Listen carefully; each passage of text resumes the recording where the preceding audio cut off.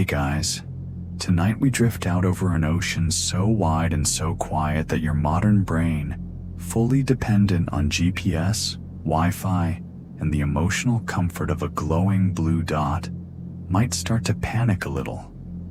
Because here, in this vast dark, you have nothing but stars above you, water beneath you, and a very real possibility that if someone dropped you here in real life, you wouldn't make it past breakfast. And that's okay.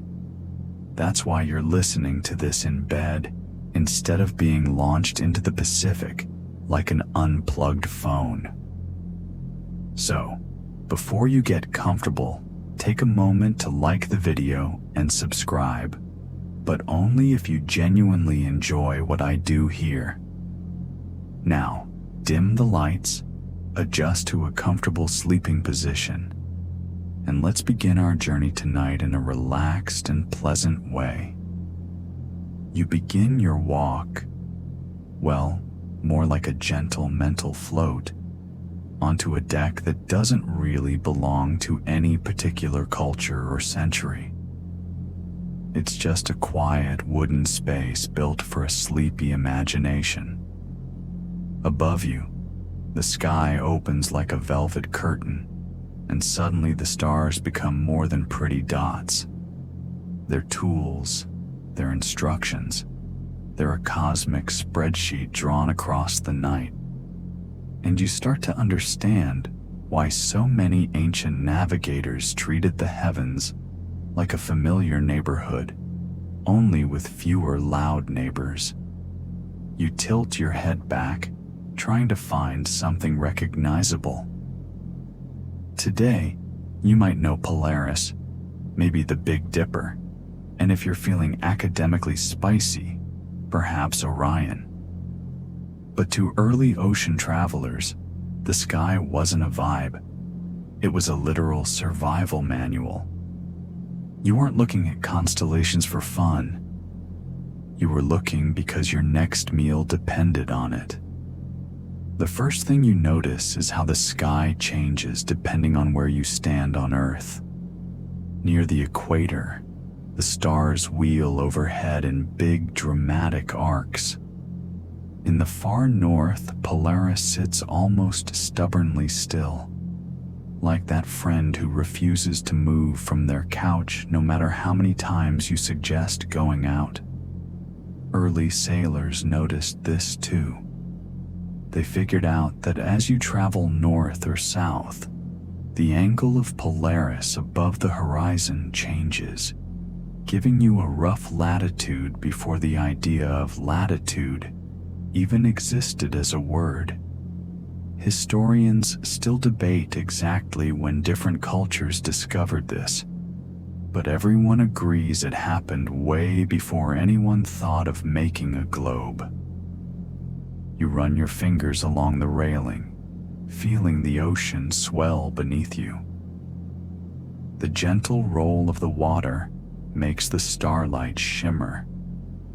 And now you can almost understand the early Polynesian navigators, Arab sailors, Greek explorers, Chinese mariners, whole cultures separated by continents, yet united by the fact that they all stared at the same sky and went, "Yeah, that's our map."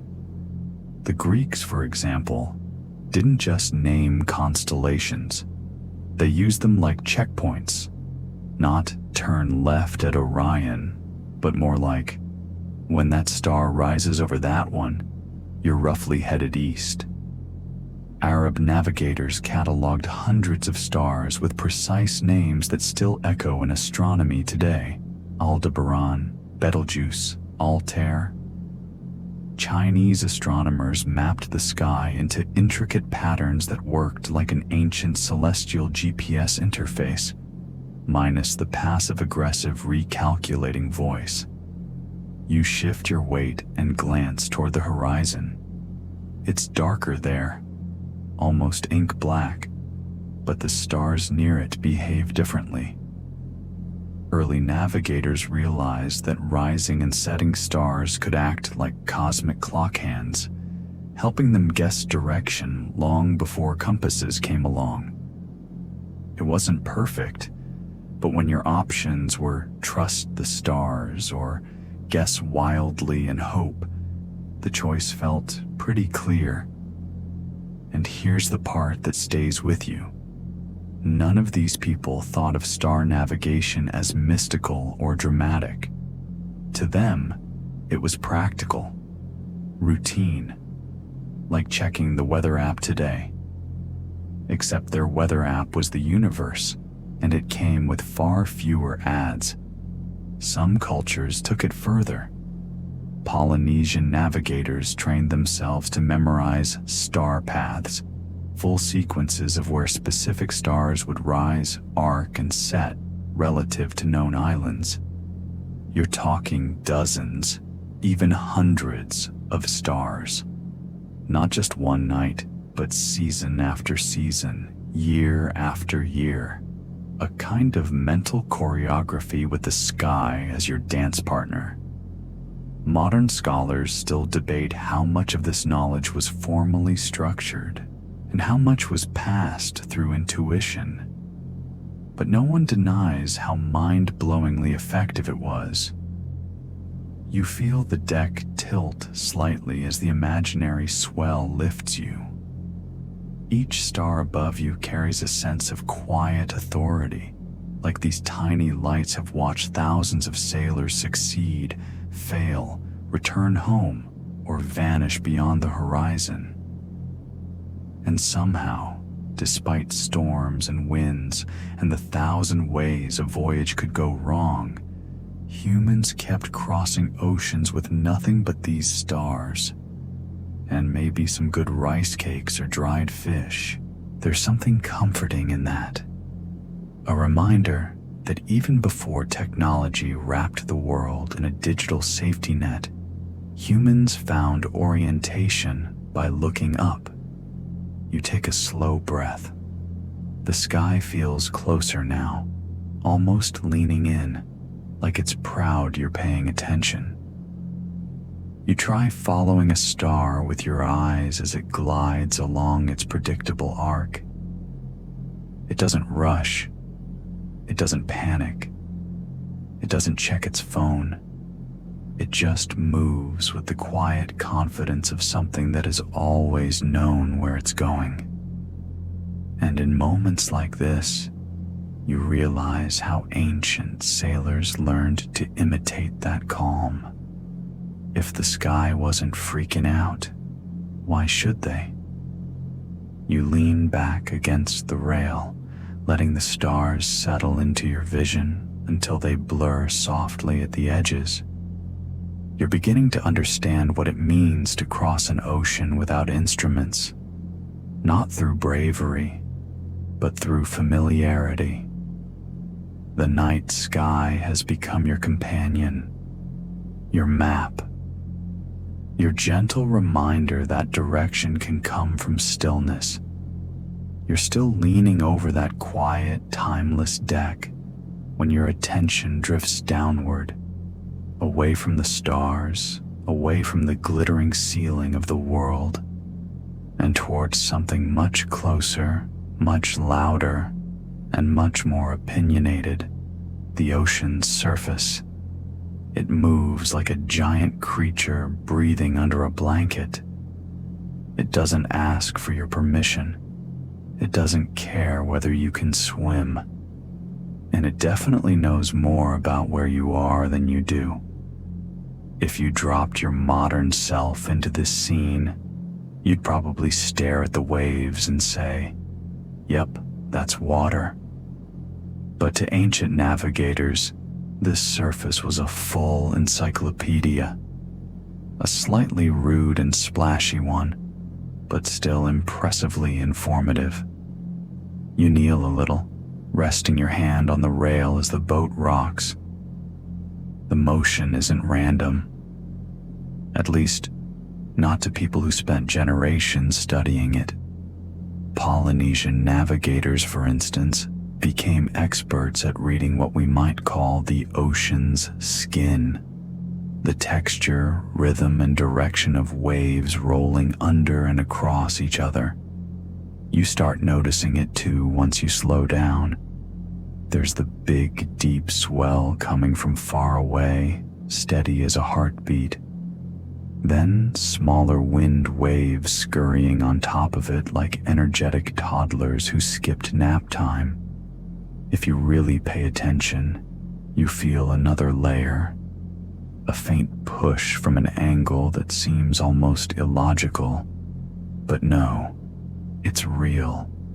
And someone who grew up reading this water could tell you exactly which island chain was hiding beyond the horizon based on that subtle pulse alone. You shift your weight and crouch down, letting the boat's movement travel up through your legs. This is where the real magic happens, not looking, but feeling. Traditional ocean navigators sometimes describe the swell as something you listen to with your bones. They could identify which direction an island lay simply because a distant landmass disrupts the normal flow of ocean waves. You can't see the island, but the waves can, and they'll tattle on its location, whether you're ready or not. Historians still argue over how consistent or formalized this method was, but nobody argues the results. People really crossed whole seas using sensations most of us would ignore while searching for our earbuds. Wind also leaves fingerprints on water. You watch ripples darken or lighten depending on wind strength, and suddenly the surface becomes a giant mood board. Arab sailors used similar techniques in the Indian Ocean, reading wave direction to follow monsoon routes long before anyone invented nautical charts, long before compasses made it obvious. The ocean isn't random when you know how to interpret it. It's patterned, layered, structured, like a complicated sibling who pretends to be chaotic but actually organizes their bookshelf by secret emotional categories. You lean farther forward and notice something else. The waves aren't all traveling the same way. That's not a mistake. It's a story.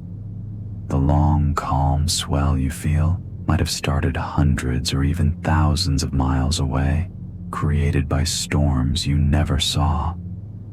Those big, low waves are like postcards from distant weather. Hey, storm here last week. Wish you were, well, maybe not. And then there's the refracted swell, waves that have bent around unseen coastlines. If you were a Pacific navigator, you'd know these bent swells instantly. They'd whisper directions to you. They'd tell you which islands were lurking beyond the reach of your eyes. Imagine navigating at night on purpose, because the feel of the water under your canoe is clearer and more trustworthy than whatever you could see. You stand again, letting the horizon pull your gaze outward. The surface keeps shifting, and you begin to understand why early European explorers often got this part wrong. Many underestimated how skilled indigenous navigators were at reading the sea. Some journals even recorded moments where European ships veered off course while local sailors calmly pointed out the correct direction because the waves were wrong. And the Europeans were like, wrong how?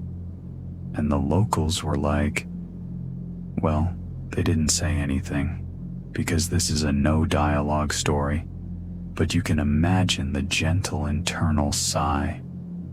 Even today, you'd struggle to learn this. You can't just download Ocean Wave Reader Pro to your phone and call it a day. Modern sailors rely so heavily on instruments that many techniques are in danger of fading completely. Scholars debate how many of these skills can still be practiced exactly the way they were in centuries past. But the principle remains the same. The ocean can guide you if you pay attention, and it doesn't hide its clues unless you refuse to learn its language. You close your eyes for a moment. With sight turned off, the ocean becomes even louder, but not in a scary way. More like a deeply opinionated teacher nudging you. Feel this. Trust this. I've been doing these patterns long before your species even invented socks. The swell rocks you with that slow, predictable rhythm, and in that moment, you can almost imagine finding an island miles away using nothing more than the roll beneath your feet.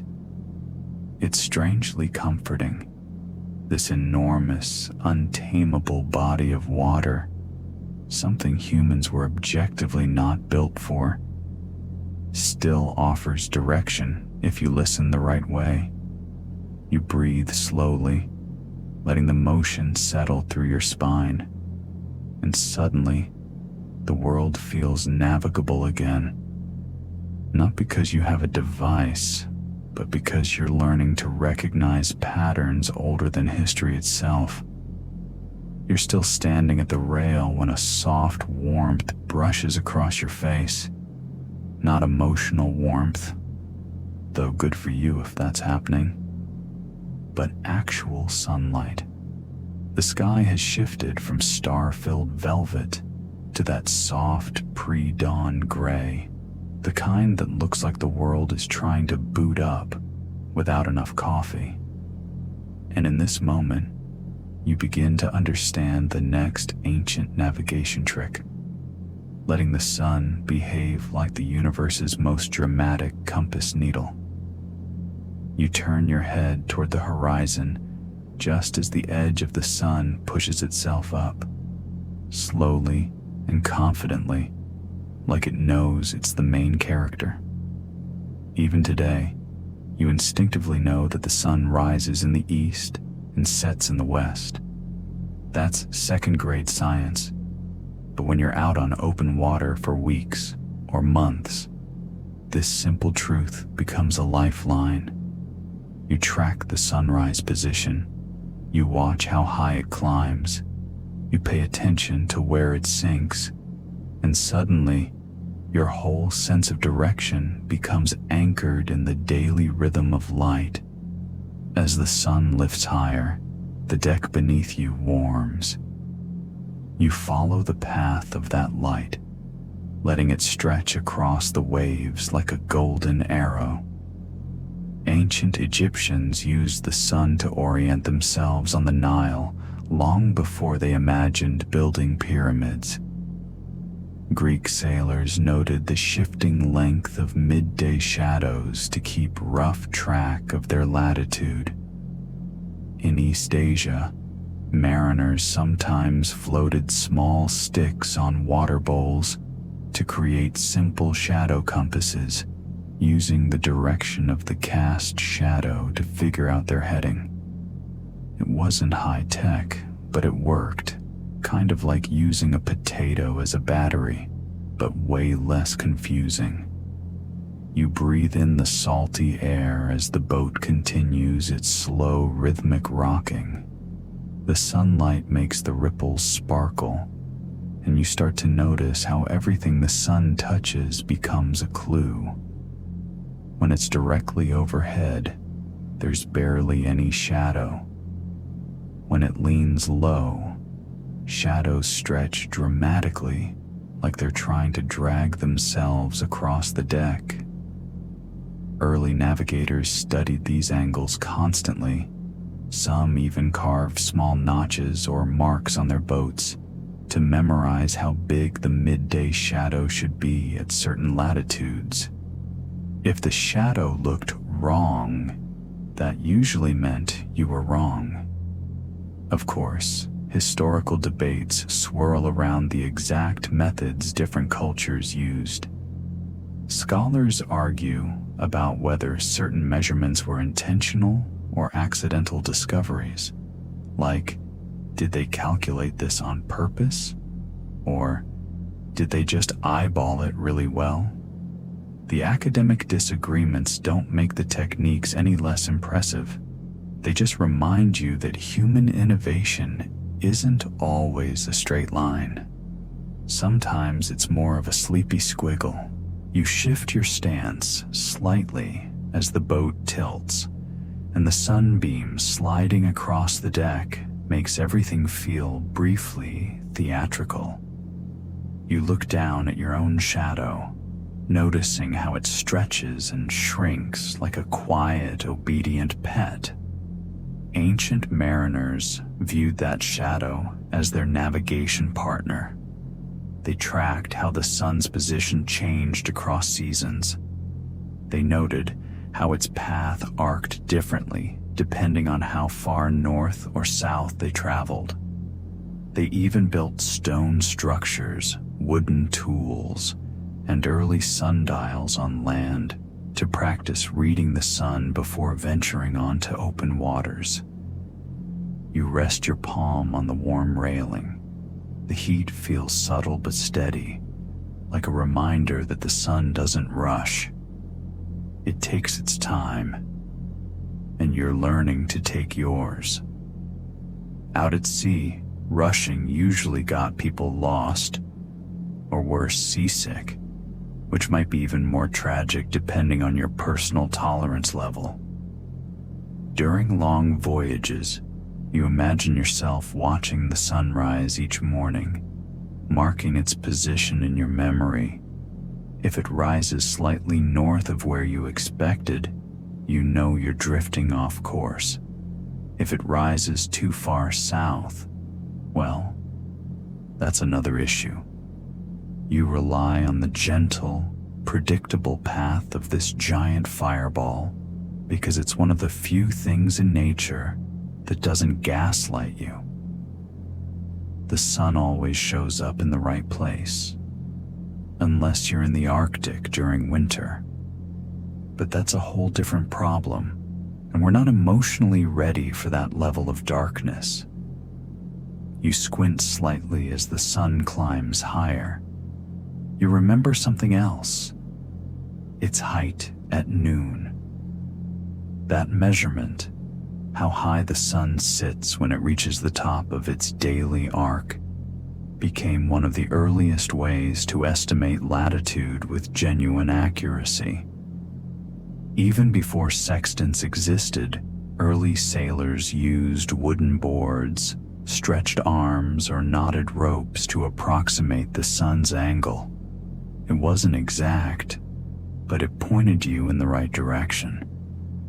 Think of it as the analog version of your GPS signal is weak, but you're probably somewhere here.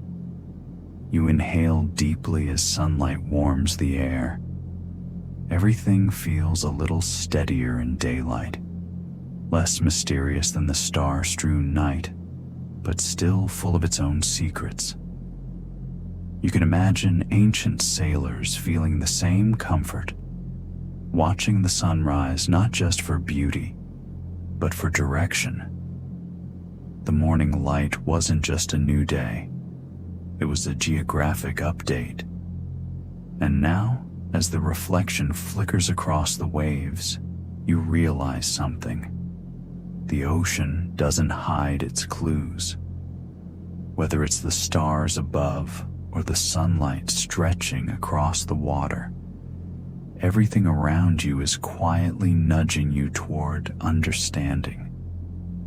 You place your hand on the rail again, feeling the heat settle into your skin, and you start to see why the sun was the most consistent friend a navigator could have. The sky brightens, the world sharpens, and for a moment, you forget that you're supposed to be lost, because the sun, without saying a word, has already told you which way is east. The sun settles into its late morning glow, warm but no longer dramatic, and you begin noticing that the world around you isn't just light and water anymore. There's movement, little flickers in the sky, feathery silhouettes coasting above the waves, clouds layering themselves in oddly meaningful patterns, and even a faint earthy scent drifting across the deck that absolutely should not exist this far out at sea. And you start to realize ancient sailors weren't just looking at stars or following the sun. They were sniffing, listening, watching, and quietly eavesdropping on the entire ecosystem of the ocean. A shadow passes over you. You tilt your chin up and spot a bird gliding overhead, wings wide and steady, barely flapping, as if it's cruising on autopilot. To someone casually scrolling on their phone, a bird at sea is just a bird. But to a navigator, it's basically a neon sign flashing, "Land this way." Seabirds behave differently, depending on how far they are from shore. Some species never stray more than a few dozen miles from land. Others commute between islands like they've mastered long-distance public transit.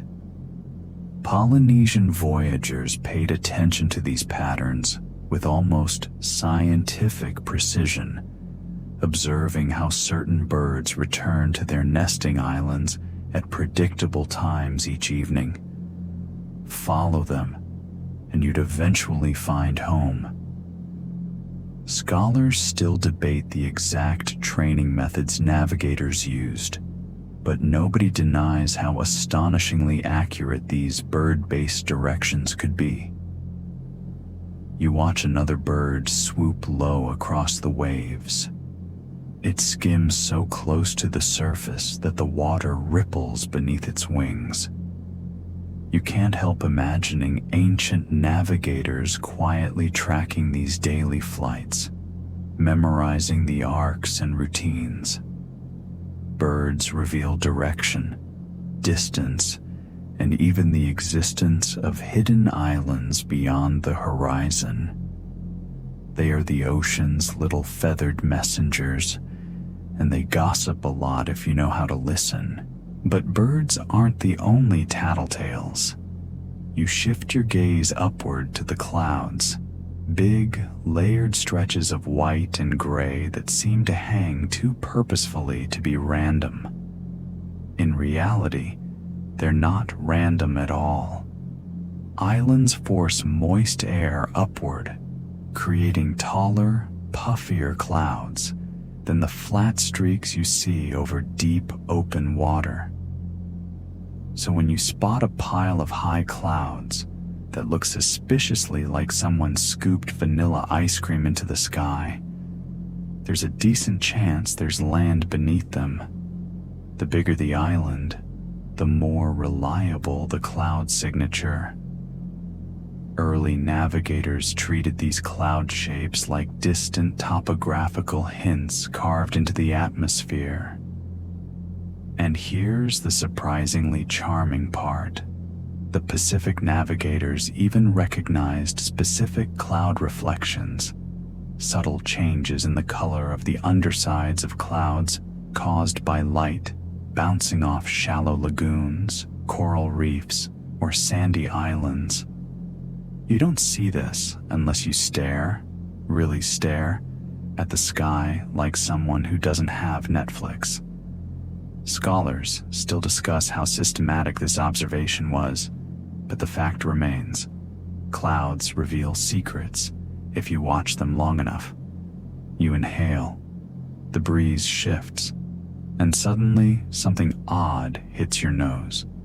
A faint earthy scent, like leaves or humid soil. It shouldn't exist on the open ocean, but it does. And as someone who knows the sea well, this smell is a clue as clear as any star. As you approach islands, the wind often carries hints of vegetation or the warm metallic scent of land. In the Indian Ocean, Arab sailors used these changes to anticipate coastlines hours before they were visible. Some Portuguese explorers even described smelling Brazil before they ever saw it, though historians argue whether that was poetic exaggeration or genuine olfactory navigation.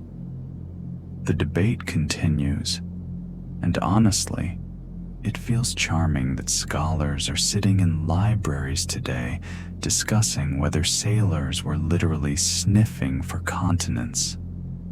You step back and lean against the mast, letting the breeze move across your skin. Even the sound of the waves changes slightly, another subtle clue navigators used. Water behaves differently when it bounces off land, reefs, sandbars, or shallow seabeds. The echoes shift, the rhythm changes.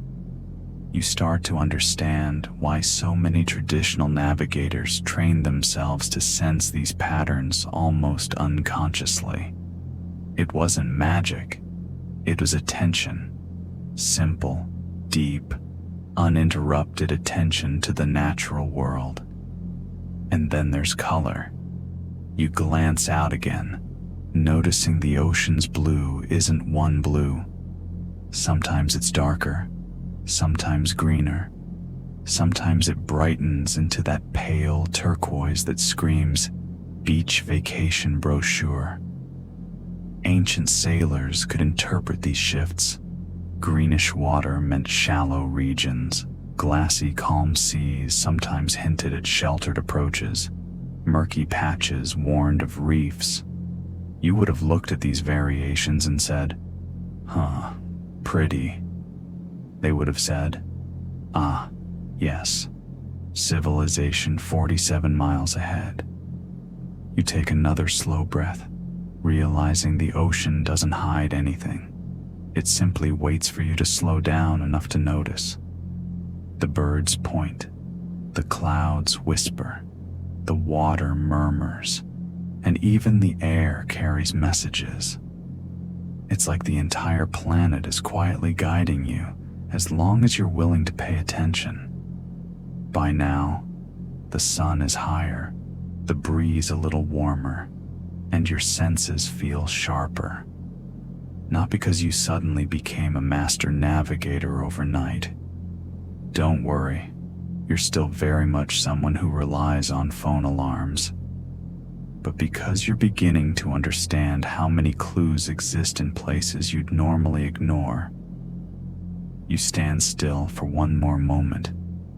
A bird circles, a cloud brightens, a faint smell drifts by, and you let all these pieces settle into a single understanding.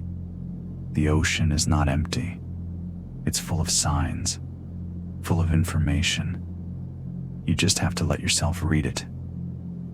The breeze shifts again, but this time, the motion beneath your feet changes too. Not just the rocking of a boat, but something deeper, a kind of rhythm that feels ancient, deliberate, as if the ocean itself is speaking in full sentences now.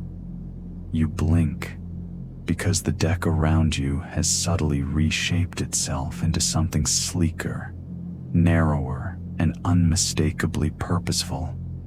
A voyaging canoe, the kind used by Polynesian navigators, those legendary sailors who crossed the Pacific with nothing but their minds, their senses, and boats that moved like extensions of their own bodies. You lower yourself to sit near the center beam, letting the canoe rock gently beneath you. The ocean feels different here, closer, more personal.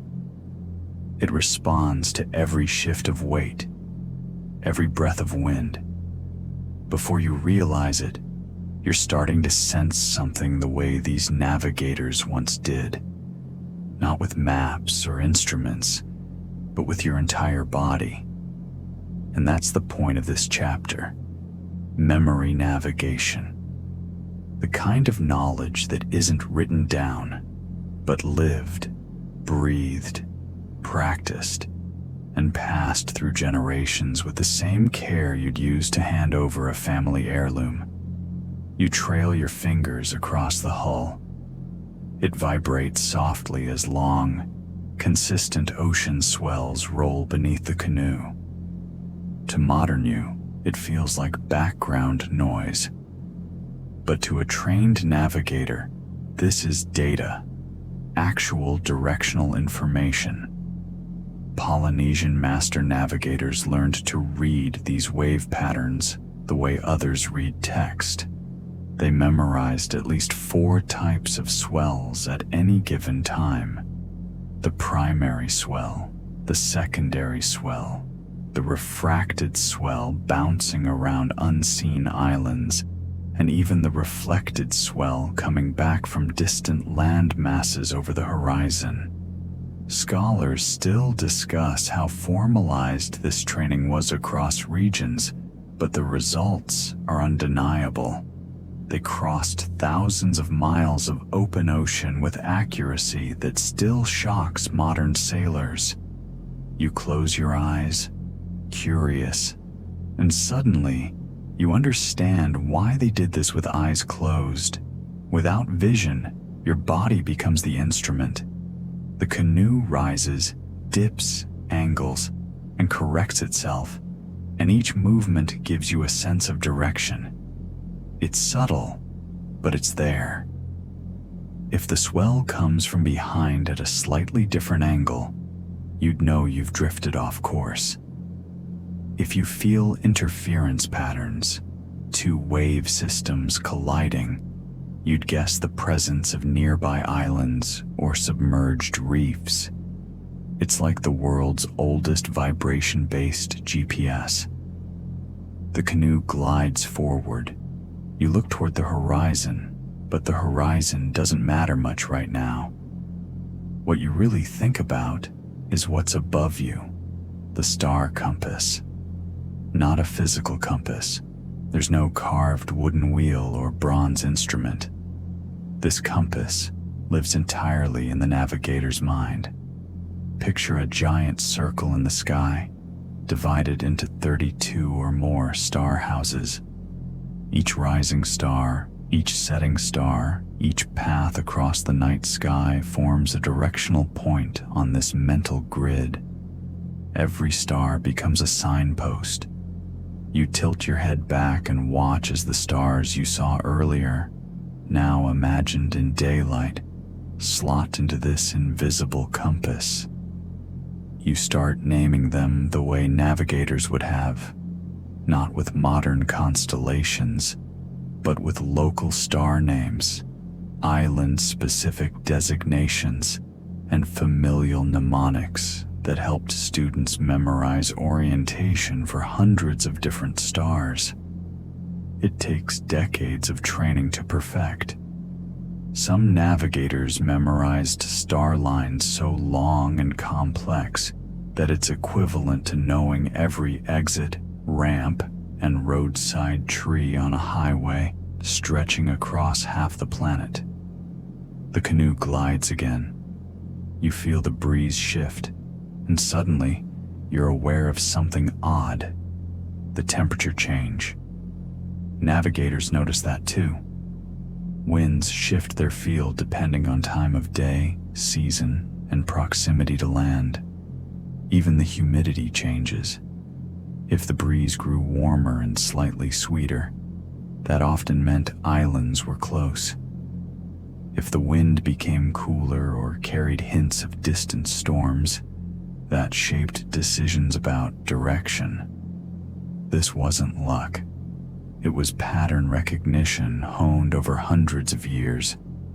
Some traditions even trained navigators with what they called memory maps, long chants or recitation cycles that encoded island chains, stars, currents, and directions all into rhythmic patterns. Imagine learning geography by singing it, except your life depends on remembering the verses correctly. Academic debate still swirls over whether some of these chants doubled as navigational algorithms or whether they were more poetic. But either way, they served a purpose, keeping knowledge alive without paper. You rest your palm on the wood again. You notice something else. This canoe isn't just a vehicle, it's a teacher. Navigators described their canoes as living beings, partners in travel. And truly, when the boat responds instantly to the ocean, you feel like you're part of a collaborative dance. You move with the waves, not against them. You trust the water, not fear it. The canoe itself becomes a kind of memory aid, nudging you toward corrections in real time. You open your eyes again. Thick clouds roll overhead, hiding the sun. The horizon blurs into a gray smear, and suddenly you feel why the Vikings were so respected. They navigated in conditions that would make most other sailors go, "No thanks." Their longships weren't just sturdy, they were extensions of their senses. They felt wind shift through the sailcloth.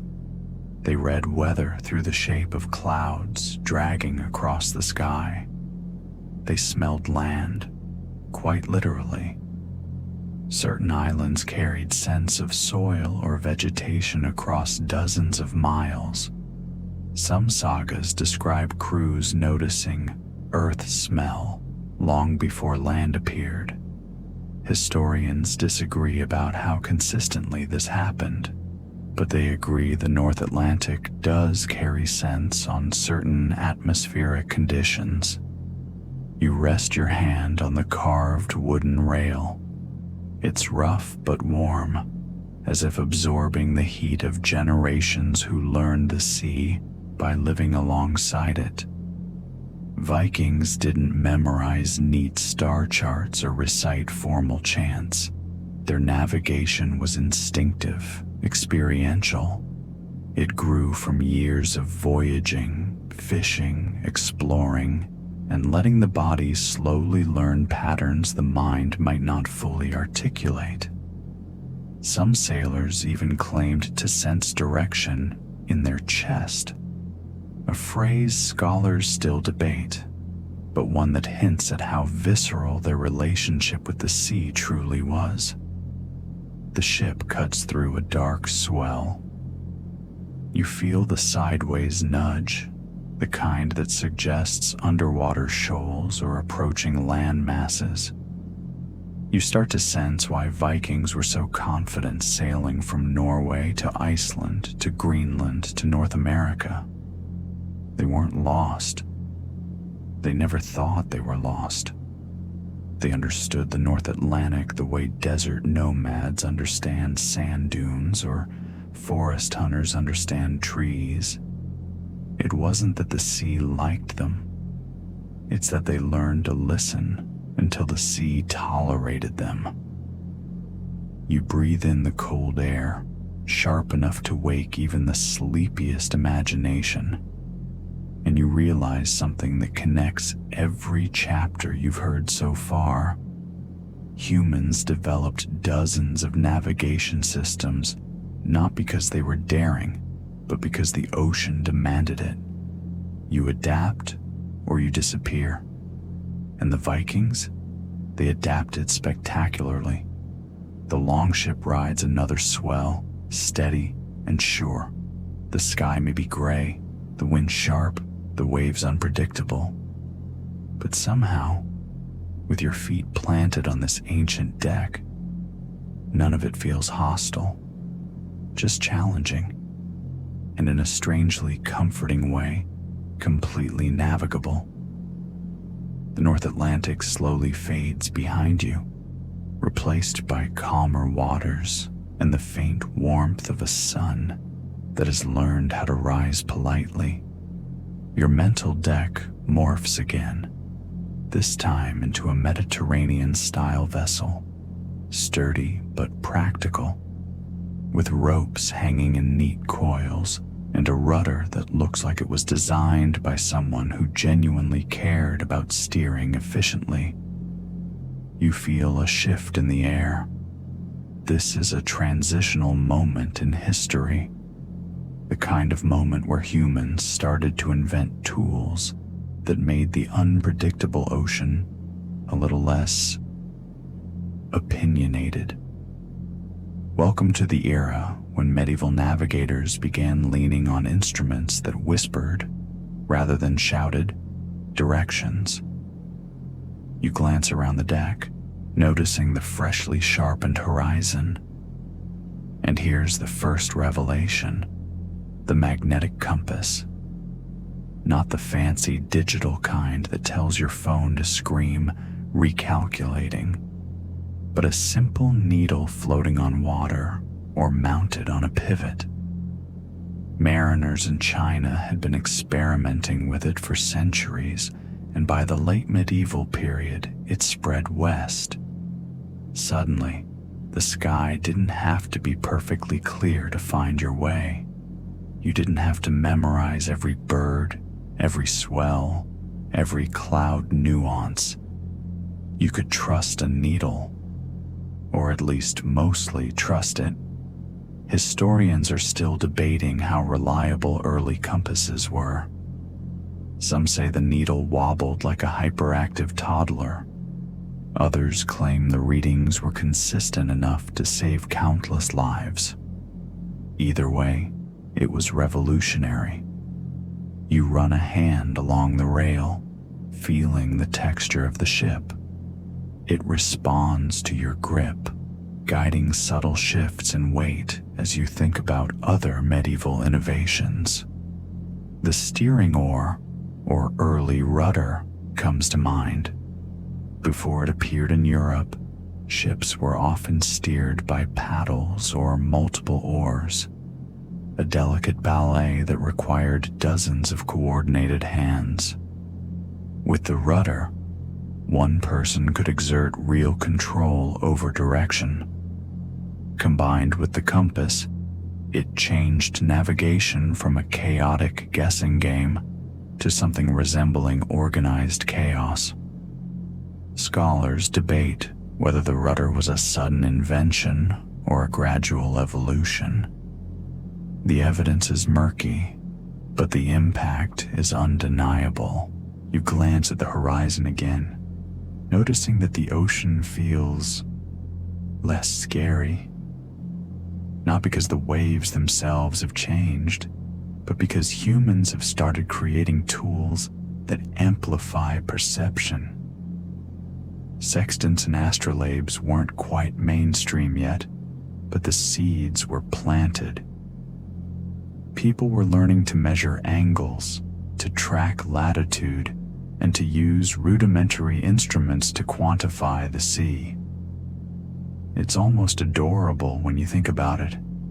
Centuries of trial, error, and superstition converging into metal needles and wooden arms that did all the thinking for you, at least partially. But the ocean still had tricks. You notice a faint shift in color near the horizon. Modern eyes might dismiss it as reflection, but medieval sailors trained to spot subtle differences in water and sky could interpret it. Currents, depth changes, even distant land reflected in ways subtle enough to seem like imagination. They still relied on intuition, memory, and instinct, but now with a little mechanical help. Imagine combining the wisdom of generations with something that spins a needle. That's the magic. You lean against a mast, considering another curious fact. Medieval sailors often carried rudimentary charts, not always reliable, sometimes barely coherent, and occasionally drawn upside down. You might look at one and think, how did anyone survive with this? And yet they did, using compass, rudder, memory, and sheer stubbornness. Sailors crossed seas they couldn't even correctly map on paper. Historians still argue about how navigators reconciled such inaccurate maps with their observations. Did they eyeball it? Did they rely on gut instinct? The debate is ongoing, and secretly, it's kind of charming that academics argue over a boat map drawn centuries ago. You glance at the sky. Clouds are scattered, the sun stable, and a few birds trace elegant arcs over the water. You realize that even with all these new tools, ancient mariners still relied heavily on traditional skills. The compass didn't replace the stars. The rudder didn't erase intuition. Instruments simply extended human capability. It's like giving someone glasses. Suddenly the world sharpens, but the wearer still has to know which way is north. A gentle swell nudges the hull. You feel the pulse of the ocean beneath, the language of waves you've already begun to understand. It's a reminder that tools are only as good as the person using them. A compass won't save you if you ignore every other clue the sea provides. And that's the lesson of this era. Navigation was becoming a blend of human skill and mechanical ingenuity, a partnership that shaped maritime history forever. The sun glints off a polished needle atop the compass. You trace its shimmer with your eyes, feeling the tiny thrill of realization. Humans are starting to talk back to the ocean, not with shouts, but with quiet, clever instruments. And for a moment, you understand why this era feels so pivotal. The sea may still be unpredictable, but people are learning to bend it, just a little, to their will. You feel the gentle roll of the ship beneath your feet and notice that the deck has shifted again, this time into a European vessel from the late medieval period, bigger, heavier, a bit more clunky than the nimble longships or sleek Polynesian canoes, but practical.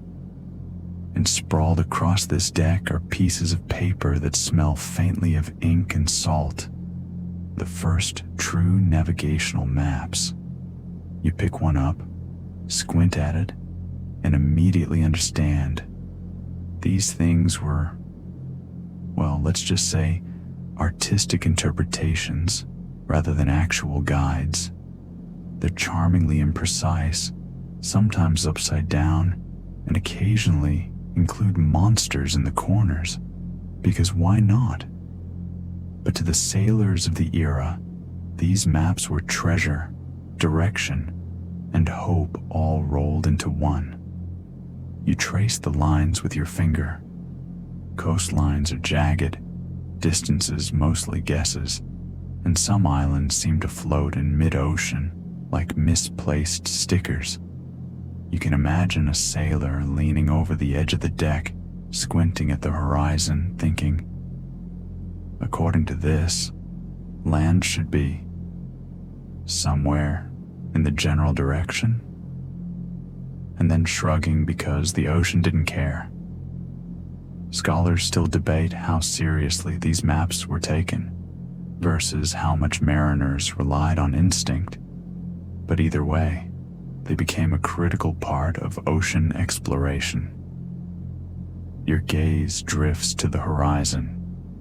Even with these questionable maps, human ingenuity shines.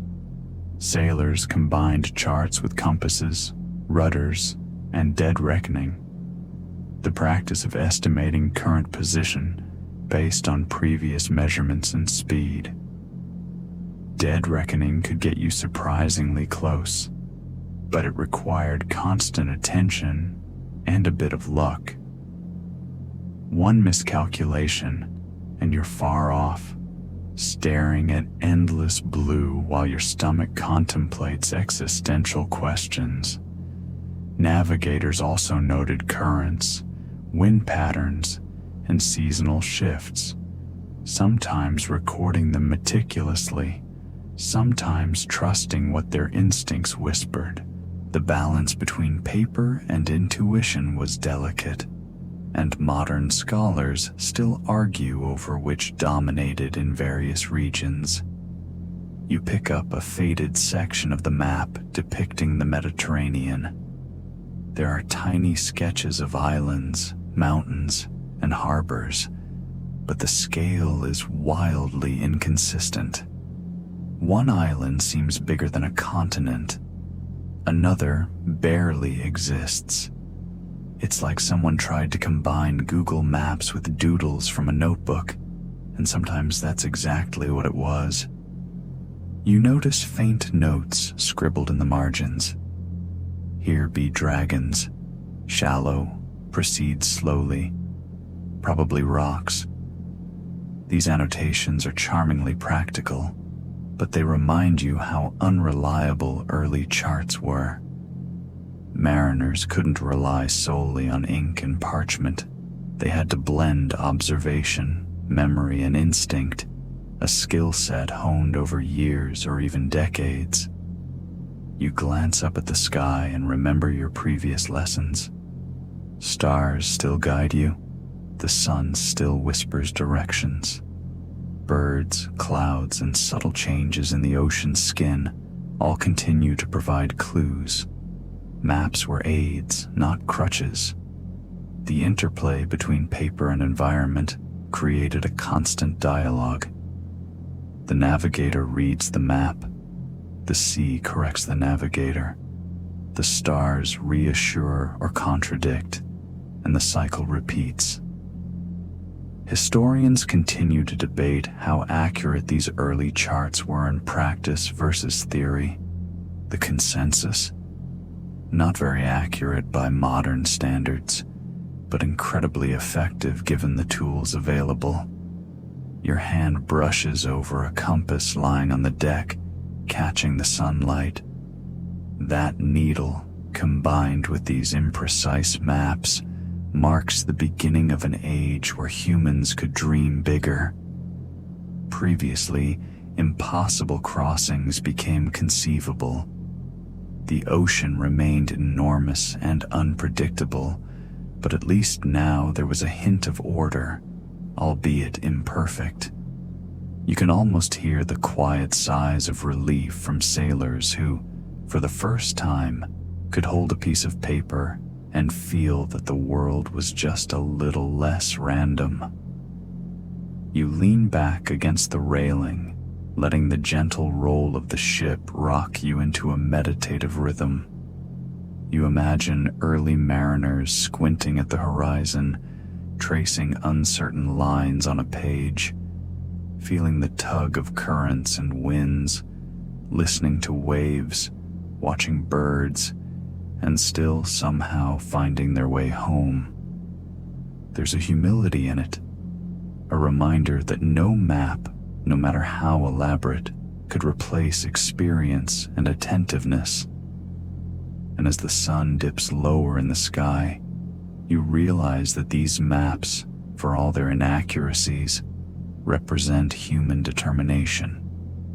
They are proof that when faced with a vast, chaotic ocean, humans didn't just drift. They tried, they observed, they recorded, and they learned. Even if a map sometimes placed an island in the wrong place, it sparked the courage to keep going, to explore, to discover, and to chart the unknown. The waves continue their constant chatter. The horizon stretches endlessly. And somewhere out there, a sailor leans over a similar deck, squinting at a questionable line on a parchment and thinking, well, it's probably that way, proving that humanity has always balanced uncertainty with ingenuity. The sun has begun its slow descent, painting the horizon with pale oranges and gentle pinks, and you notice the deck beneath your feet has changed again. Now it's a sleek, late Renaissance galleon, ornate yet intimidating, with sails catching the wind like giant white wings. You feel the sense of anticipation that early explorers felt as they prepared to cross oceans with a mix of daring, superstition, and slightly overconfident bravado. These sailors carried more than maps and compasses. They carried stories, expectations, and the first whispers of global ambition.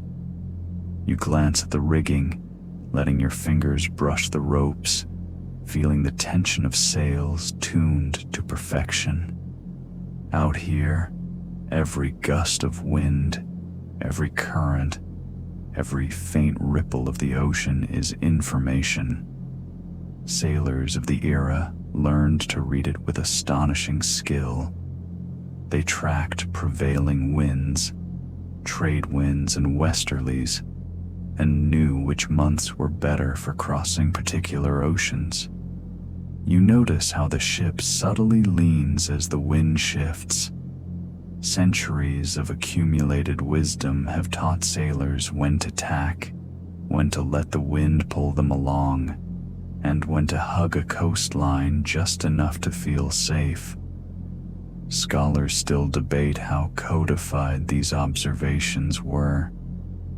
Were they written down in manuals or passed entirely through apprenticeship and memory? The answer seems to be a little bit of both. You look toward the horizon and spot faint clouds, layered like soft pillows. These are more than decorations in the sky. Mariners knew that cloud types, formations, and movements could hint at distant land or changing weather patterns. Cumulus clouds might signal islands ahead. Low gray sheets could suggest storms.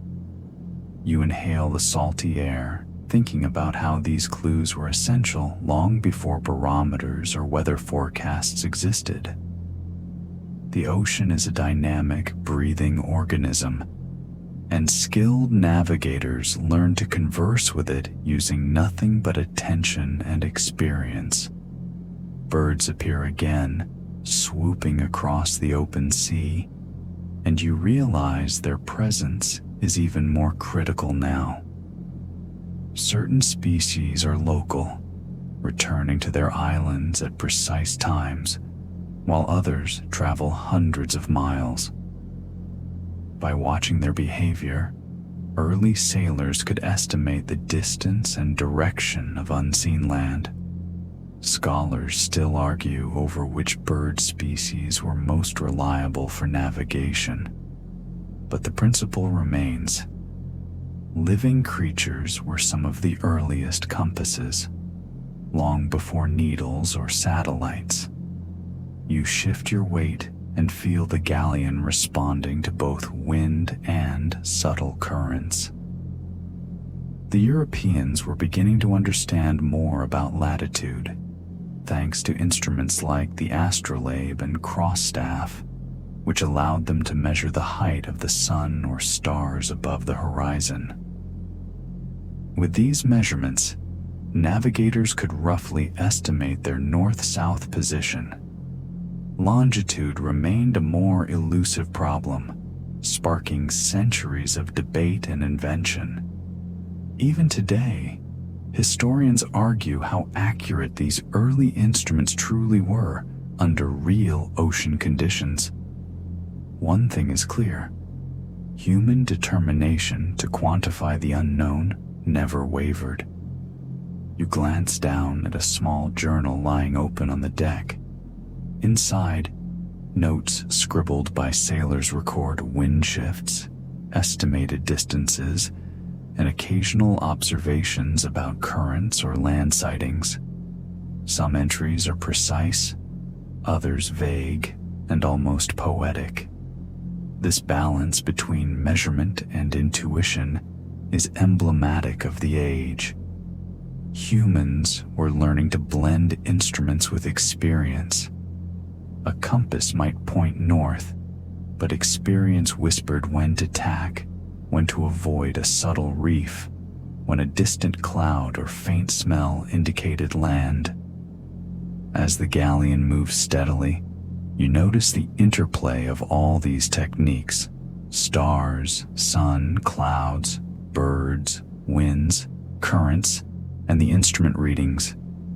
Together, they create a rich, interconnected web of information that guides the ship across vast, open water.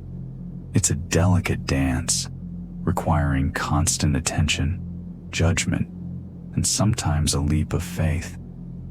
You imagine standing on deck, feeling both small and infinitely capable, relying on senses honed over centuries of trial and error.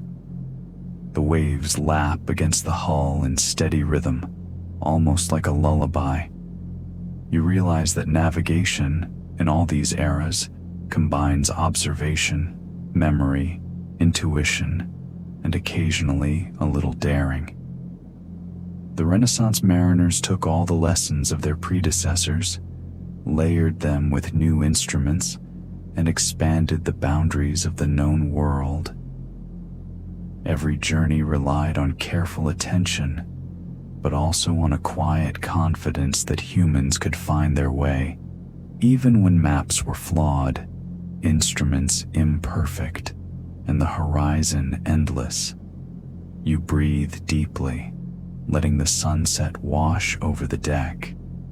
The ocean stretches endlessly before you, but for the first time tonight, it feels a little more like a conversation than a challenge. Every wave, every gust of wind, every bird and cloud contributes a clue. And with these pieces, humans across centuries, Polynesian navigators, Vikings, medieval sailors, Renaissance explorers, have proven that even the vastest oceans can be crossed with ingenuity, patience, and keen observation. The sun has nearly kissed the horizon, and the deck beneath your feet feels warmer and sturdier, transformed into an 18th century merchant ship that hums with the quiet efficiency of trade and ambition.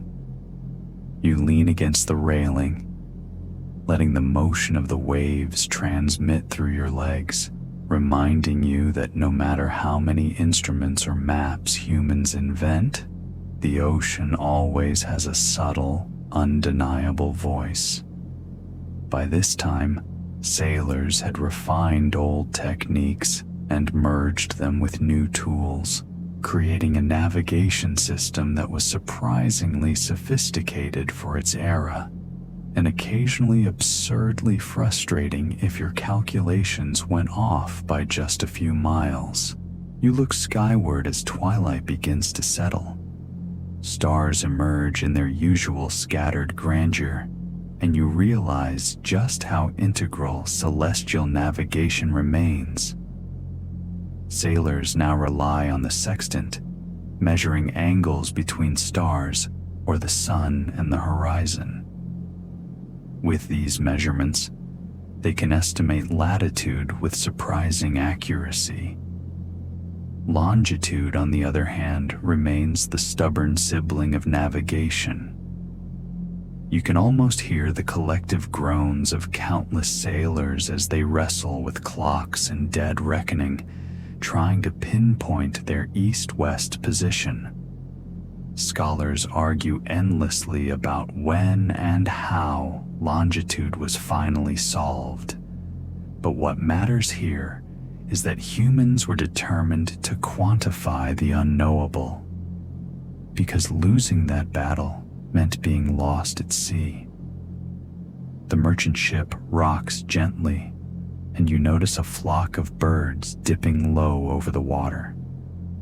They seem to have an agenda, flying purposefully toward an unseen landmass. Even with sextants and charts, these feathered messengers remain invaluable.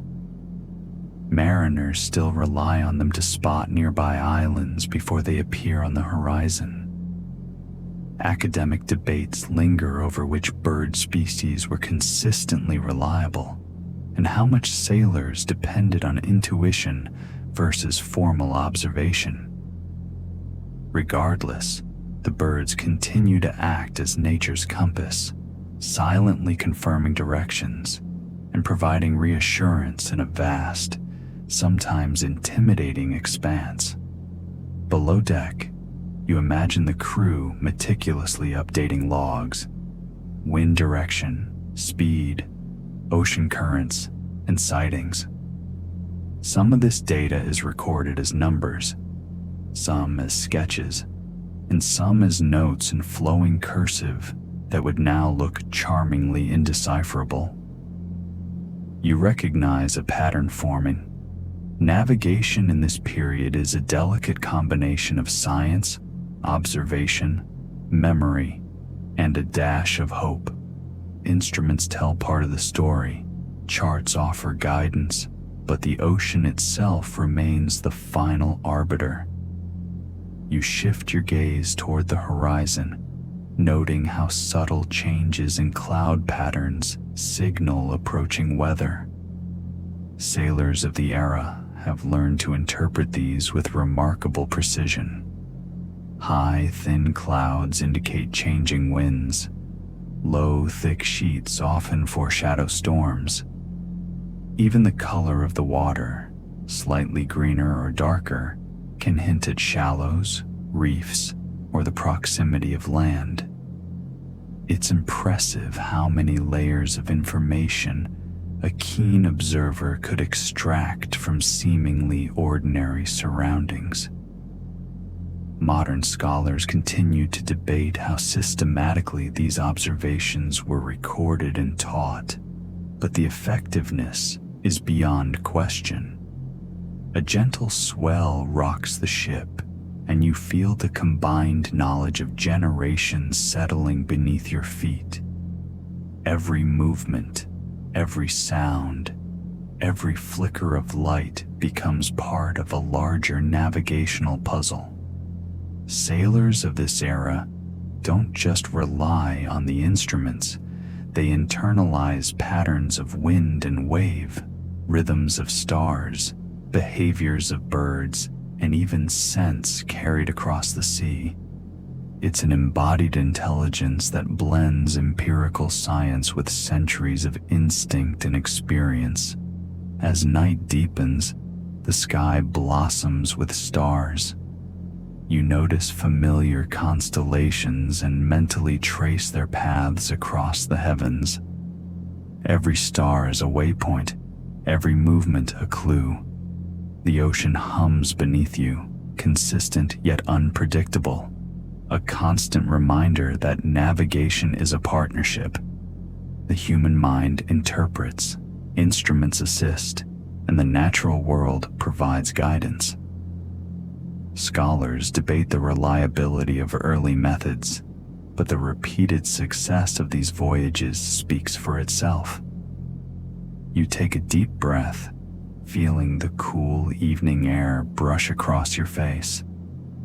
The merchant ship glides forward, steady and confident, a testament to human ingenuity. Instruments, stars, charts, intuition, birds, and wind. Each piece forms a network of knowledge that allows sailors to traverse vast oceans with remarkable skill. And as you lean on the railing, feeling the subtle pulse of the waves beneath you, you realize that every historical era, from Polynesians to Vikings to Renaissance and early modern sailors, shares a common thread. Humans listening, learning, adapting, and ultimately mastering the art of crossing oceans without ever seeing the GPS coordinates we now take for granted. The night has settled in fully now, and the deck beneath your feet is transformed again, this time into a sturdy 19th century clipper ship built for speed, trade, and sometimes outright racing across oceans. The sails stretch like taut white muscles above you, catching every whisper of wind. You take a slow step, feeling the boat rock gently underfoot, and it hits you. By this era, humans have been crossing oceans for centuries, layering generations of observation, intuition, and instrument-based knowledge. But even here, the art of navigation is far from fully mechanical. It still relies on the dance between mind, body, and the living sea. You glance skyward. The stars glitter with a calm authority. Yet sailors now have a more practical companion: chronometers. These clocks allow them to calculate longitude more accurately than any dead reckoning alone ever could. The introduction of precise timekeeping transforms the game. With latitude from a sextant and longitude from a chronometer, humans can pinpoint their location with a reliability that would astonish earlier generations. Still, scholars debate how widespread these techniques were in practice. Some ships carried expensive chronometers, but still relied on older methods when storms, humidity, or simple human error intervened. Instruments could guide you, but intuition remained essential. Your eyes track a small group of seabirds gliding just above the waves. Even with chronometers, stars, and sextants, humans still look to nature for cues. Birds, currents, cloud formations, and subtle changes in wave patterns provide confirmation, reassurance, or warning. Navigators of this era are masters of synthesis. They integrate empirical measurement with instinctive knowledge. Modern academics continue to debate how systematically sailors were trained to combine these methods, but the historical evidence suggests a remarkable level of sophistication. You bend down to trace the texture of the deck with your fingers. It's smooth from decades of seawater and sun, yet sturdy enough to transmit every subtle vibration from below.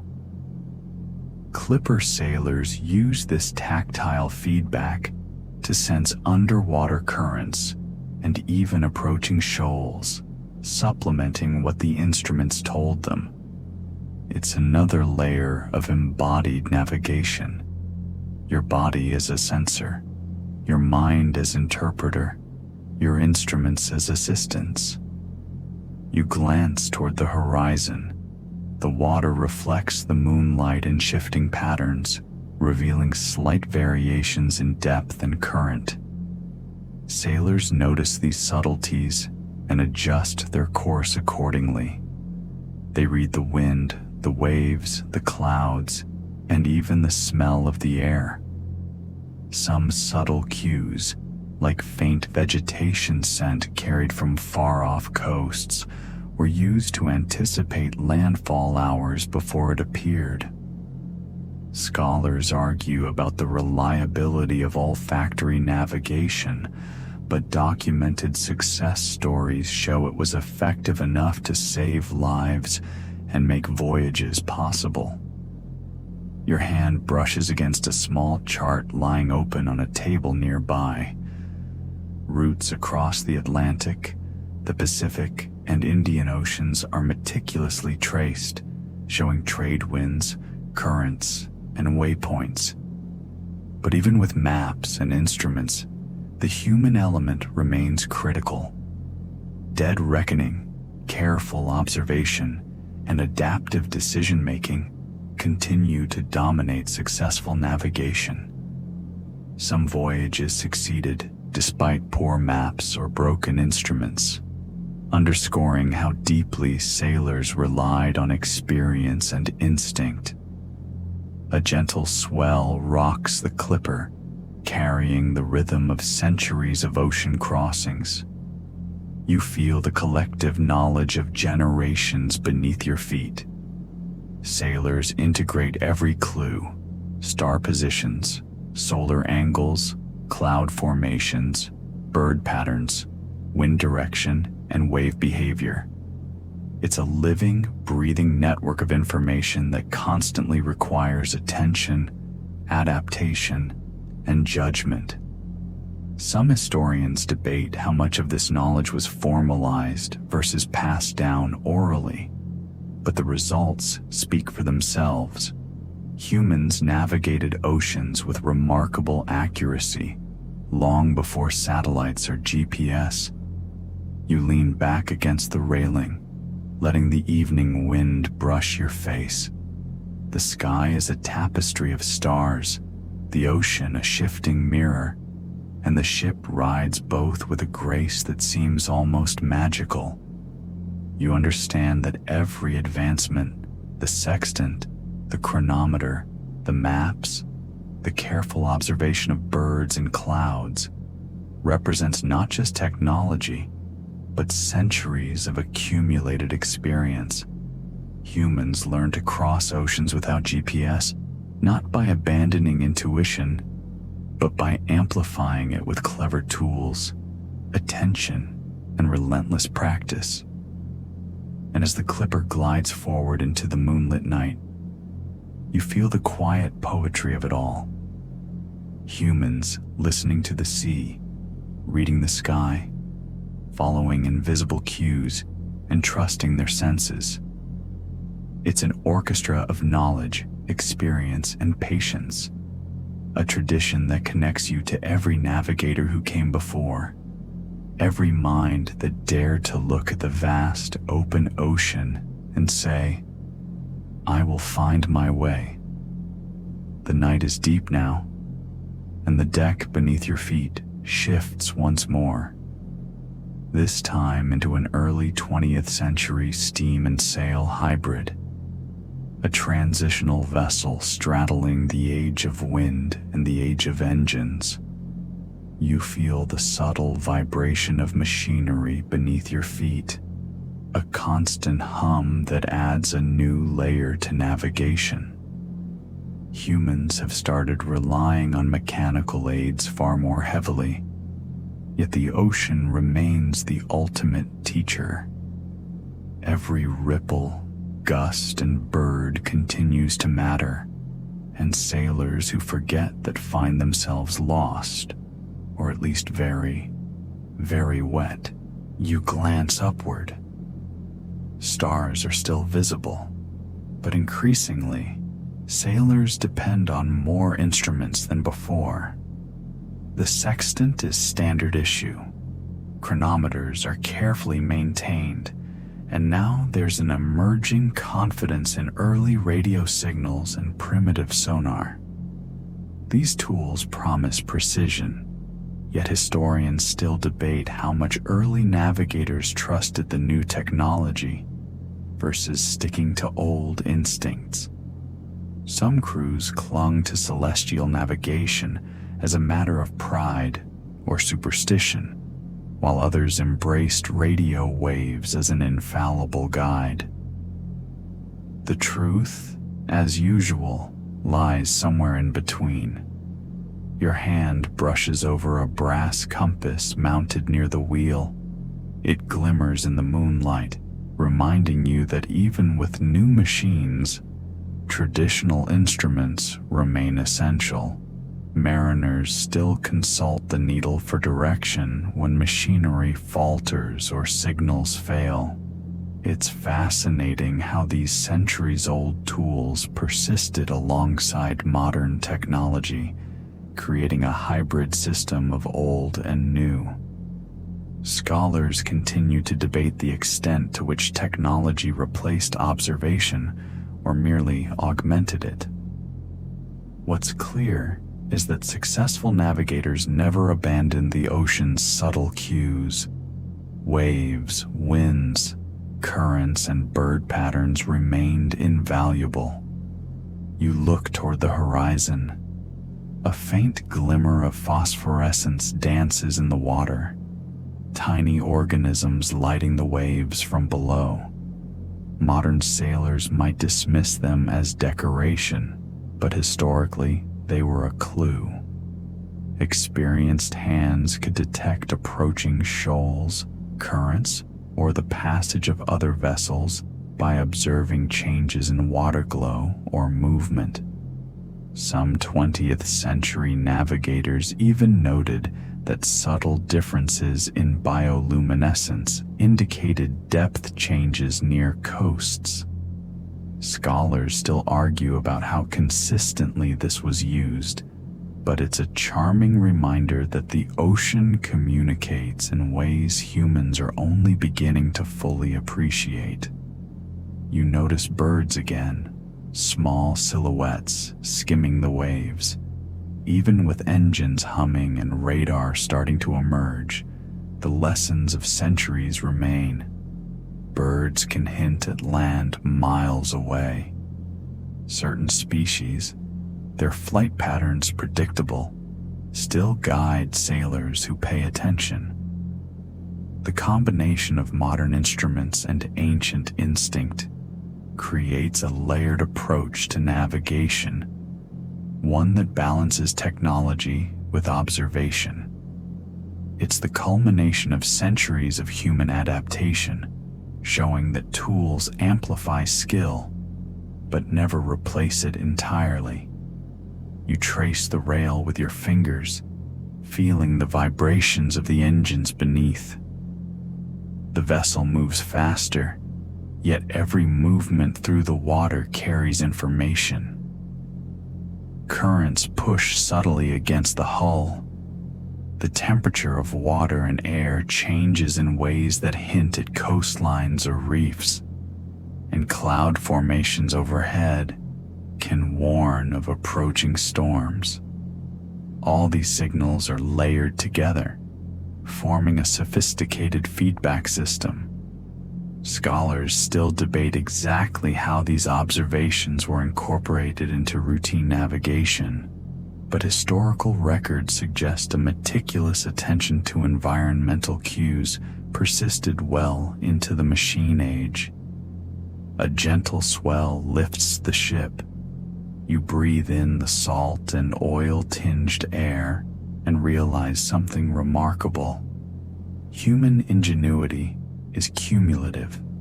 Polynesians, Vikings, medieval Europeans, Renaissance sailors, and now early modern navigators have all contributed threads to a growing tapestry of ocean knowledge. Instruments, intuition, observation, memory, and sometimes even the faintest hints from birds or bioluminescent waters all combine to guide ships across the vast and unpredictable ocean. You stand still, letting the hum of the engines blend with the rhythm of the waves. The night is quiet, except for the gentle creak of the hull and the occasional cry of distant seabirds. In this moment, you understand that navigation, across all these centuries, is as much art as science, a dialogue with the ocean that continues to teach, even as technology accelerates. And though the ocean is no longer entirely mysterious, it still demands respect, patience, and attentiveness. The night has deepened further, and the deck beneath your feet now belongs to a sleek, mid-20th century research vessel, a ship designed for exploration rather than trade or war. The hum of diesel engines mixes with the occasional creak of steel, creating a rhythm that feels almost meditative. You realize that by this era, humans have layered centuries of navigation knowledge into every aspect of a ship, from hull design to instruments, charts, and even crew routines. Yet, despite radar, sonar, and early radio navigation, the ocean continues to communicate in subtle, timeless ways. You glance skyward. Stars remain a constant, But now, celestial navigation is complemented by artificial aids. Radio direction finding, early echo sounding, and even rudimentary electronic navigation systems begin to appear. Navigators could now track positions more precisely than ever before, yet they still consult the stars and rely on visual cues. Some historians argue that reliance on traditional methods persisted out of habit or caution. Others suggest a cultural attachment to centuries-old practices. Either way, humans are learning to layer new technology over old wisdom, creating redundancy that can save lives when one system fails. Your hand brushes over a modernized compass. The needle quivers subtly beneath a glass dome. Even with electronic systems humming around you, the compass remains invaluable. An instant, reliable reference that doesn't depend on batteries, signals, or calibration. There's a certain charm in this. Centuries-old tools still working alongside cutting-edge technology. Scholars debate whether navigators at this time trusted electronic instruments fully or saw them merely as assistants, but evidence suggests a careful, pragmatic approach dominated most voyages. Looking toward the horizon, you spot a cluster of seabirds gliding purposefully over the water. Even with mid-20th century electronics, sailors still observe these natural cues. Birds continue to indicate land, and their patterns offer additional layers of confirmation. It's fascinating how much of this knowledge has persisted despite the advance of mechanical and electronic navigation. Currents, waves, and subtle color changes in the water remain part of the observational toolkit, demonstrating that technology can never entirely replace centuries of embodied knowledge. You note subtle differences in the ocean's movement beneath the hull. Deep ocean swells, shifting tides, and minor changes in water temperature provide continuous feedback. Some navigators in this period even relied on the smell of the sea or distant land, just as their ancestors had centuries earlier. Historians debate the consistency and reliability of these methods in the age of machines, but numerous accounts show they remained a trusted part of practice, particularly when instruments failed or visibility was poor. A faint cloud formation drifts across the moonlit sky. Experienced sailors can read the shape, height, and direction of clouds to anticipate weather changes. It's remarkable that even as electronic forecasting begins to appear, traditional methods continue to hold value. Observing and interpreting the environment remains a skill as essential as reading a screen or adjusting an instrument. Scholars note that this dual reliance, technology and traditional observation, creates a particularly robust navigation system. The ship glides forward, engines humming steadily, cutting through the waves with confidence. You take a deep breath, smelling salt and diesel, and feel the pulse of centuries of human ingenuity beneath your feet. This is navigation as an evolving dialogue between human perception and mechanical assistance, between observation and calculation, between instinct and measurement.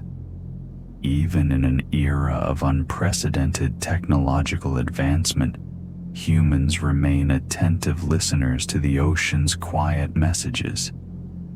You close your eyes and imagine standing on deck in the soft moonlight, feeling waves, wind, and the subtle cues of the natural world. The ocean, though more mapped than ever, still communicates in whispers and signals that demand attention, patience, and understanding. And as the vessel cuts through the night, you recognize a thread connecting every navigator you've imagined so far.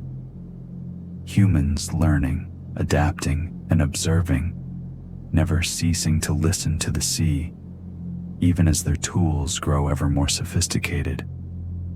The night is deep and calm, the deck beneath your feet now belonging to a late 20th century research and cargo vessel. Sleek, steel-clad, with radar domes and satellite antennas reaching skyward like tiny observatories. The ocean stretches endlessly, dark and reflective, while the ship hums with a quiet, constant energy. You notice how humans have stacked centuries of knowledge into every beam, hull, and instrument. Navigation is no longer just a skill, it's a discipline, a synthesis of observation, technology, and memory, all humming in harmony with the ocean. You look upward. Stars are still visible, but now they coexist with satellite signals and electronic navigation. GPS is emerging, promising unprecedented precision. Yet sailors don't abandon centuries of inherited wisdom. Charts, compasses, wind patterns, birds, currents, and even subtle color changes in the water remain tools of understanding. Scholars still debate how much modern navigators rely on intuition versus technology, but historical evidence shows that observation continues to serve as both a primary method and a backup. Even with the screen glowing softly in the cabin, the eyes and mind remain indispensable instruments. Your fingers trace the smooth metal rail. Below, the ocean murmurs its timeless stories, waves rising and falling with subtle rhythms.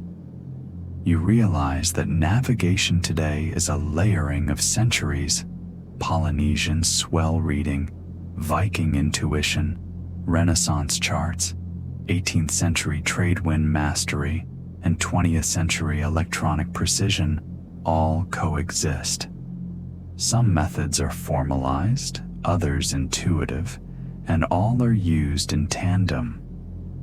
Modern sailors might laugh at the idea of reading bioluminescence for landfall, yet studies suggest these ancient cues can still provide critical information under certain conditions. Birds glide low over the water, their silhouettes sharp against the moonlight. Even with radar and GPS, natural signs like birds, wind direction, and cloud formation remain part of a mariner's toolkit. They act as redundancy, confirming data or warning of anomalies. Scholars debate how often such traditional methods are consciously employed today, but anecdotal evidence suggests they remain quietly trusted. A subtle reminder that technology augments but does not replace human perception. You notice a faint swell moving diagonally across the hull. The ship's instruments record currents and speed, but the crew's embodied knowledge adds nuance. Experienced sailors feel swells and subtle shifts in the vessel's motion that instruments might not fully capture, a skill cultivated over decades. The ocean communicates continuously, and humans have become adept at listening with both technology and intuition. Historical debates continue about the accuracy and necessity of such hybrid navigation, but its effectiveness is undeniable. Looking toward the horizon, you notice the faint glow of distant lights, coastlines, lighthouses, ports, all detectable long before visual confirmation. Humans now combine centuries of observational skill with modern technology to traverse oceans safely and efficiently. Yet the ocean retains its rhythm, its subtle cues, and its lessons, insisting that even the most advanced systems are not infallible. Mistakes still occur, often when over-reliance on technology replaces attentive observation. You lean back against the railing, feeling the ship move gently beneath you. Engines humming, instruments quietly tracking position. In this era, navigation has become a partnership between human judgment and electronic assistance, a dialogue between centuries-old knowledge and modern tools. The ocean continues to teach, and humans continue to listen, adapt, and learn, integrating the old with the new to navigate safely across its vast, unpredictable expanse. The night is near its deepest point, and the deck beneath your feet has transformed into a modern ocean-going vessel, complete with GPS, radar, and every electronic navigation aid imaginable. You take a deep breath of salty air and notice how quiet the world feels out here, far from city lights and screens. The hum of the engines blends with the gentle slap of waves against the hull. You realize that humans, after centuries of observation, experimentation, and adaptation, have finally created tools that can pinpoint a ship's location anywhere on the globe.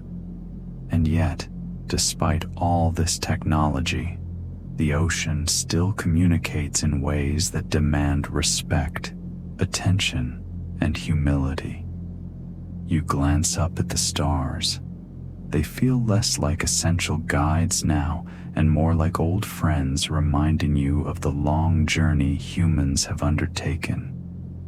Even in the age of satellites, sailors still find reassurance in celestial navigation. The constellations connect you to Polynesians, Vikings, Renaissance explorers, and 20th century navigators.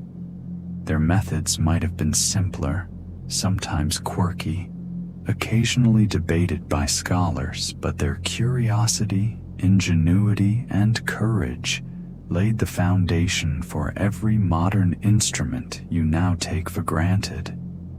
Looking over the water, you notice subtle cues the instruments might miss. A flock of birds skimming low across the waves, faint variations in watercolor, the swell pattern hinting at currents beneath. You realize that humans have layered centuries of knowledge, intuition, observation, and technology into every journey.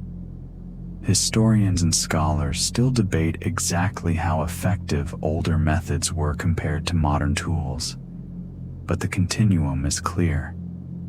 Navigation is never just about instruments.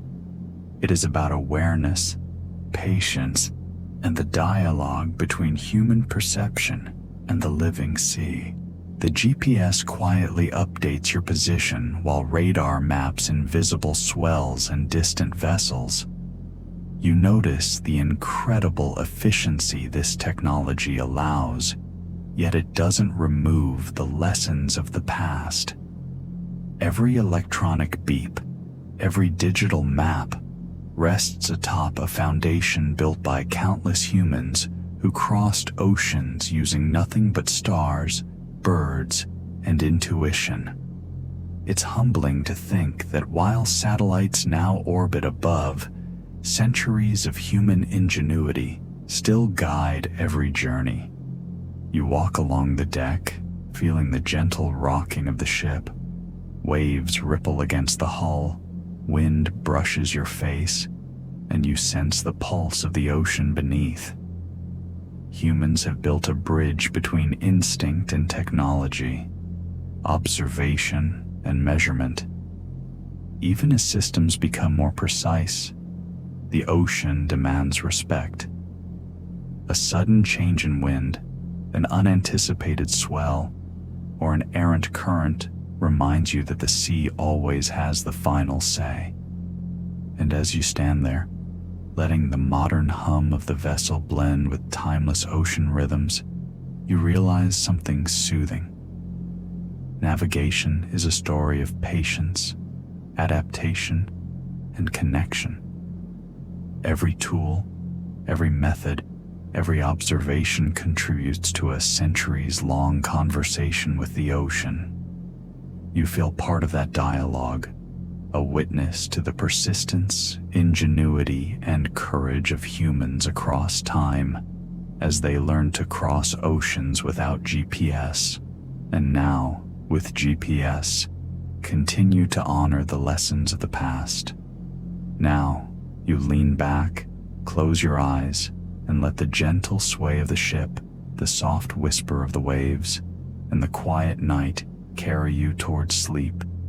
You've traveled oceans, centuries, and methods, but here, in this quiet moment, all the knowledge and tools blend into a calm, comforting rhythm.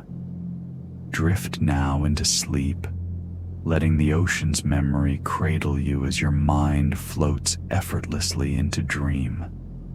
Good night.